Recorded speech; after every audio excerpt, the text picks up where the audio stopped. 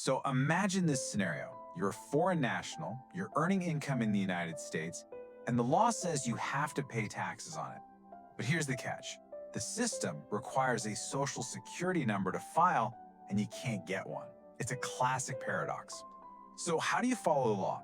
Well, the answer is a special 9-digit number from the IRS called an ITIN. And today we're going to deconstruct exactly what it is, how it works, and maybe most importantly, the surprising doors it can open. And that's the fundamental problem, right? You've got this legal requirement to file a U.S. tax return, but you are completely ineligible for a social security number. How do you even get into the system? The ITIN was specifically created to be the answer to that exact question. Here's how we're going to break it all down. First, we'll look at that paradox that made the ITIN necessary in the first place. Then, we'll dive into what an ITIN actually is, and crucially, what it is not. After that, we'll get into the core mechanism for getting one, the rules you have to play by, and finally, its fascinating, unofficial second life in the financial world. All right, so let's start with that fundamental conflict. The US tax code basically creates this situation where some people are legally required to pay up, but the standard system has no way to track who they are. And listen, we're not talking about a small group of people here.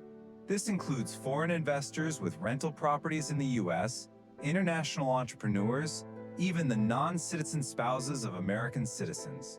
They all have a legal duty to the IRS, but they're effectively locked out because they don't have that standard key, the SSN.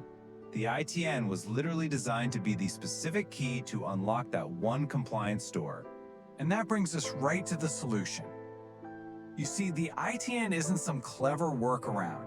It's a purpose-built piece of bureaucratic machinery engineered for a single, very specific function. Okay, so here's the official IRS definition. The most important words you need to focus on are tax processing number. That's its entire reason for being. It's just a tracking number, a way to connect a tax return to a specific person who doesn't have an SSN. That's it. Now this right here is probably the single most important distinction to understand. An SSN is all about work authorization and getting federal benefits. An ITIN, it's intentionally firewalled from all of that. It exists purely within the world of federal tax reporting. And that's not an accident. That is the fundamental design of the entire system. I love this quote because it just nails the core concept. Think of the US government as this huge building with all these different doors, a door for employment, a door for benefits, a door for taxes. An SSN is kind of like a master key, but an ITN is a special key cut for one and only one door, filing your taxes. So how do you get this key? This is where we get into the real mechanics of it, and it's a detail that trips up a lot of people. It is all about the package. Okay, here's the crucial insight. You can't just ask for an ITIN because you think you might need one down the road. The IRS works on a proof of need basis. You get an ITIN by proving you need it right now to file a tax return. It's a cause and effect thing. The tax return creates the need, and the ITIN application is the result. They are completely inseparable. And here are the three things that make up that package.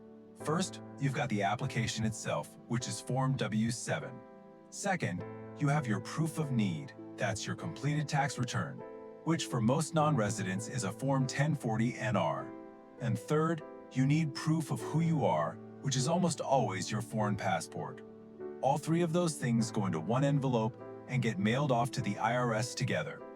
All right, let's move on. Once you have an ITIN, it's not a free-for-all. It comes with some very specific and sometimes non-obvious rules you absolutely have to know about. And the most important number to remember is 3. Just burn it into your brain. If you don't use your ITIN on a federal tax return for 3 consecutive years, it expires. Poof, gone. This is basically just a housekeeping rule for the IRS. It keeps the system clean and ensures that every active ITIN is actually tied to a recent tax filing purpose. This slide does a great job of showing the real-world consequences of filing with an ITIN as a non-resident. And these aren't just random rules. they're directly linked to the filer's tax status. For example, things like the Earned Income Credit are specifically designed for U.S. workers, which ITIN holders, by definition, aren't, at least not in that capacity. It really shows you that clear policy line between tax benefits for residents and non-residents.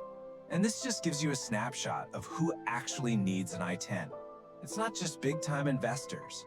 You know, it could be a foreign student on the scholarship who needs one to claim a tax treaty benefit, or the spouse of a U.S. citizen who needs one just to be listed on their joint tax return. Each one of these categories has a very distinct, legally defined reason for being in the U.S. tax system. Okay, now let's get into what I think is the most fascinating part of this whole story. The IRS designed the ITIN for one job, but the real world? Well, the real world found other uses for it. This is the story of the ITIN's unintended second life. So the IRS is very clear. The ITIN is only for taxes. But financial institutions had a problem. They needed a way to identify customers who didn't have social security numbers. And with no other official number out there, the ITIN became the de facto solution. And this is what that access actually looks like. A lot of banks will accept an ITIN to open an account. Credit card companies might issue you a card, which lets you start building a U.S. credit history. Some lenders will even offer mortgages. None of this was the intended purpose, but it became this crucial bridge to financial inclusion for so many people. So the big takeaway here is that this simple tax processing number, it evolved. It started out as just a tool for compliance, but it became a tool for integration. It allows people to go from just paying their taxes to actually participating in the U.S. financial system and building a real economic footprint. So, what's the bottom line? The ITIN started as a key for one single door, the IRS. But in the real world, it's been shown to open doors to banking, to credit, and to a much broader financial life in the United States. It's a really powerful example of how a simple administrative tool can take on a life of its own. So the real question is, now that you know what this key is, what doors will you unlock with